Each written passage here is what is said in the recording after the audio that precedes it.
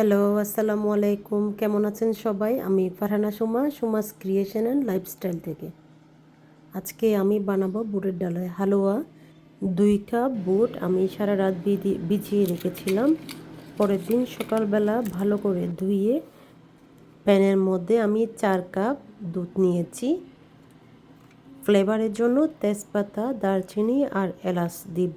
দিয়ে আমি ডালগুলো ঢেলে দিয়ে সিদ্ধ করব। চাইলে আপনারা প্রেসার কুকারও দিতে পারেন, তখন দুধের পরিমাণটা কমিয়ে দিতে পারেন। যেহেতু আমি চুলায় রান্না করছি তাই আমি দুধের পরিমাণটা একটু বেশি দিয়েছি। 2 কাপ ডালের জন্য 4 কাপ দুধ দিয়েছি। আমি মাঝারি আছে ডালগুলোকে সিদ্ধ করে নিব।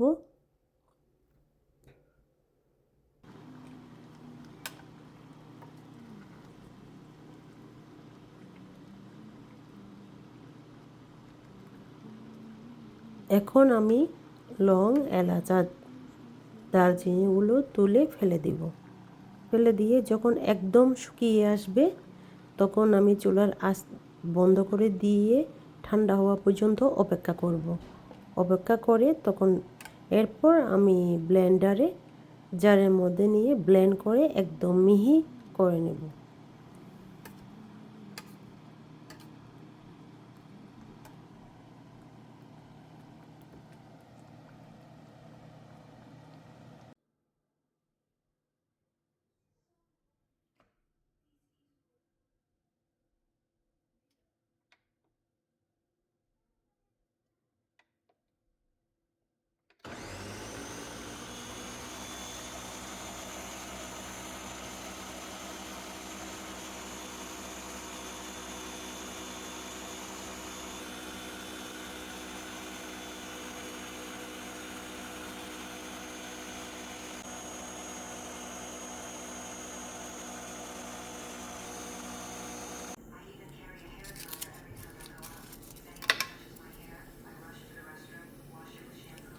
আমি এখানে ঘি আর তেল দিয়েছি আর সামান্য একটা দারুচিনি আর তেজপাতা দিয়েছি। আমার ব্লেন্ড করা হয়ে গিয়েছে। এখন আমি এগুলা ঘি আর তেলের মধ্যে ঢেলে দেব।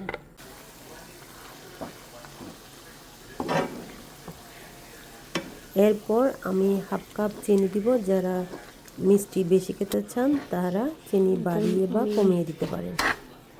চুলাটা বাড়িয়ে দিয়েছি হালকা। এখন চিনিগুলো মিশে যাবে। চিনিগুলো যখন মিশবে তখন একটু পানি পানি হয়ে যাবে। তারপর চিনিগুলো শুকিয়ে পানি শুকিয়ে আবার একটা ক্রিমি টেক্সচারে চলে আসবে। অনবরত নাড়তে থাকতে হবে যেন লেগে না যায়। লেগে গেলে টেস্টটা নষ্ট হয়ে যাবে। এখন চাইলে আপনারা ফুড কালার দিতে পারেন, হলুদ ফুড কালার। আমার যেহেতু নাই তাই আমি দিই নাই। ফুড কালারটা দিলে ইয়েলো ফুড কালার, তখন কালারটা সুন্দর আসবে।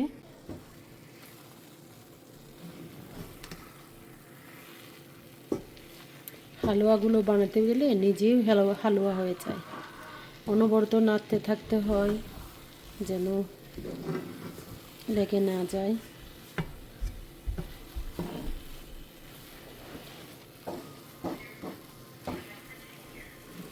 বুটের ডালের হালুয়া আমার খুব পছন্দ, তাই আমি বুটের ডালের হালুয়াটা করে থাকি প্রায় সময়।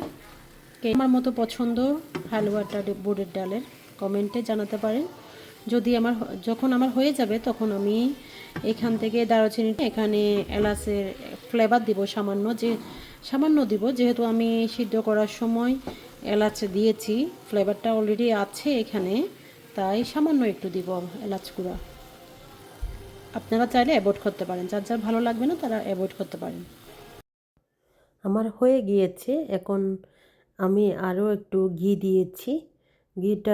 এখন ঘিটা দিলে কি স্ট্রং ফ্লেভারটা থাকে ঘিয়ের, খেতে ভালো লাগে। এখন সবগুলোর সাথে মিশিয়ে নেব আমি। অনবরত নাড়তে থাকতে হবে, চোখ সরানো যাবে না এখান থেকে। চুলার সামনে থেকে কোনো কানে যাওয়া যাবে না, গেলেই পড়ে যাবে। এখন যেহেতু একটু আটালু হয়ে আসছে, উঠে হয়ে আসতেছে, তখন হচ্ছে আরও বেশি সতর্ক থাকতে হবে।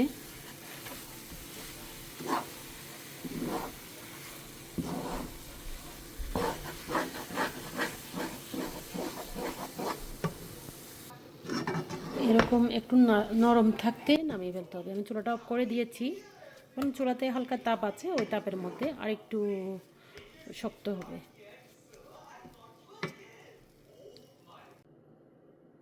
হালকা গরম থাকতেই আমি একটা প্লেটের মধ্যে ঘি ব্রাশ করে নিয়েছি।